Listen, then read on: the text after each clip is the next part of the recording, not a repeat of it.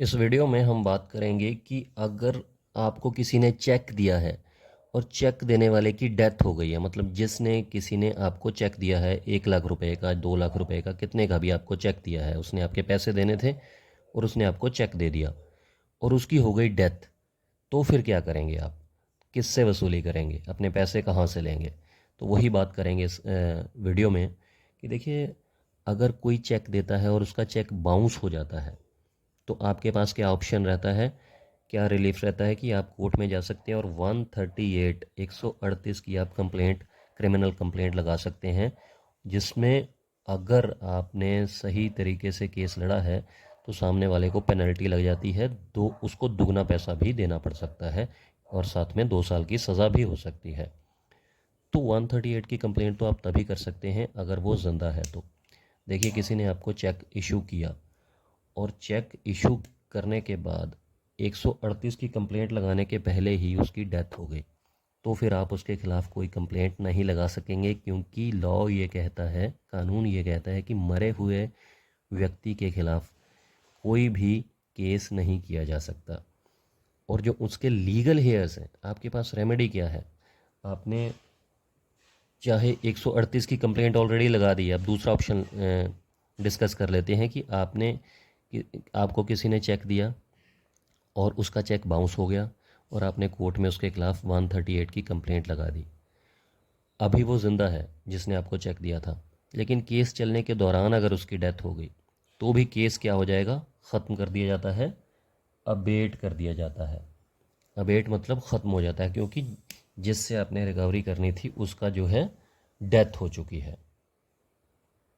अब इसमें आपके पास ऑप्शन क्या होता है?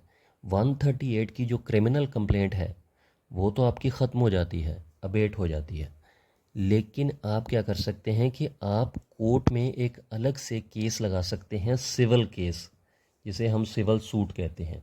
तो सिविल केस लगा सकते हैं। सिविल केस की मतलब बेनिफिट क्या है कि जो लीगल हेयर्स होते हैं, जो लीगल हेयर्स किसके होते हैं? जिसने आपको चेक दिया था, जिसकी डेथ हो गई है।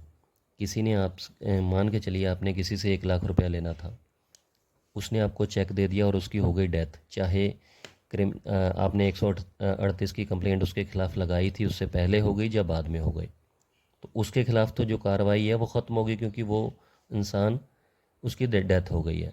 अब आप क्या कर सकते हैं कि जो उसके उत्तराधिकारी हैं, जो उसके बेटे हैं या कोई भी उसका उत्तराधिकारी है, बेटा है, बेटी है, लीगल हेयर्स जिसको बोला जाता है, तो उनके खिलाफ आप कोर्ट में जाकर सिविल सूट लगा सकते हैं, सिविल केस लगा सकते हैं। रिकवरी का, पैसों की रिकवरी के लिए आप सिविल केस लगा सकते हैं। लेकिन सिविल केस लगाने की एक लिमिटेशन होती है। जो रिकवरी सिविल केस की मैं बात कर रहा हूँ, इसकी लिमिटेशन होती है कि 3 साल के अंदर अंदर ये लगता है। मान के चलिए, अगर आज आपका जो चेक है वो बाउंस हुआ है, तो आपके पास आज से लेकर 3 साल हैं, 3 साल के अंदर अंदर आपको सिविल केस लगाना होता है रिकवरी का। अगर 3 साल बीत गए और उसके बाद उस चेक देने वाले की डेथ हो गई, तो फिर आप सिविल केस भी नहीं लगा पाएंगे, लीगल हेयर्स के खिलाफ भी नहीं लगा पाएंगे। तो ये आपको एक बेटर ऑप्शन ये होता है, जो सीनियर एडवोकेट्स होते हैं वो भी यही सलाह देते हैं कि अगर कभी भी चेक बाउंस होता है तो 138 की क्रिमिनल कंप्लेंट तो आपकी लगती लगती है, साथ में आपको एक सिविल सूट भी लगा देना चाहिए। ये दोनों केस साथ में भी चलाए जा सकते हैं। हालांकि जब सिविल सूट आप लगाते हैं तो जितने की रिकवरी है, जितने का चेक है, उसके हिसाब से आपको कोर्ट फीस भी लगानी पड़ती है। मतलब थोड़ा खर्चा ज़रूर आपका बढ़ जाता है, लेकिन इसमें फ़ायदा ये है कि अगर कहीं 138 की कंप्लेंट के चलते उस अक्यूज़ की डेथ हो जाती है, जिसने पैसे देने हैं, जिसने चेक इशू किया था, जिसका चेक बाउंस हुआ था, तो आपके पास ऑलरेडी आपने सिविल सूट लगाया हुआ है, 3 साल के पहले, ख़त्म होने के पहले पहले आपने लगा दिया है, तो आप लीगल हेयर्स के ख़िलाफ़ भी कार्रवाई कर सकते हैं। या फिर ये भी हो सकता है कि अगर 138 की कंप्लेंट आपने लगाई थी और उसके चलने के दौरान आपका जो डेथ हो गई है उसकी अक्यूज़ की, तो अगर 3 साल नहीं हुए हैं, या फिर आपके पास ये ऑप्शन है कि आप एक बार 138 का केस लगा दें, और अगर ये केस लंबा चल रहा है, अगर 2 ढाई साल हो चुके हैं और आपको लगता है कि अभी इसमें फ़ैसला आने में डिले हो रहा है किसी कारणवश, तो 3 साल ख़त्म होने से पहले पहले, जैसे 2.5 साल हो गए हैं, तो 2.5 साल के होने तक आप वेट कर सकते हैं। उसके बाद आपको पता है कि 6 महीने ही बचे हैं, तो उस दौरान फिर आप सिविल केस अलग से दायर कर दीजिए, ताकि कल को अगर दोषी की डेथ हो जाए तो आप उसके लीगल हेयर्स के ख़िलाफ़ केस चला सकें और 3 साल की लिमिटेशन को भी आप कवर कर सकें। तो ये तरीका होता है। लेकिन अगर दोषी की डेथ हो गई है तो केस जो है वो अबेट हो जाता है, ख़त्म हो जाता है, और फिर आप केस नहीं चला सकते दोषी के ख़िलाफ़, क्योंकि वो तो इस दुनिया से जा चुका है।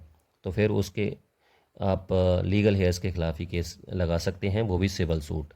फिर 138 का 138 का केस नहीं चलेगा, सिर्फ सिविल सूट चलेगा उसके लीगल हेयर्स के ख़िलाफ़, वो भी अगर आपने 3 साल के अंदर अंदर वो केस लगा दिया है तो उम्मीद करता हूँ क्लियर हो गया होगा। कोई कन्फ्यूजन रह गई हो तो प्लीज़ कमेंट ज़रूर कीजिएगा। बिल्कुल सिंपल शब्दों में सिंपल तरीके से समझाने की कोशिश की है।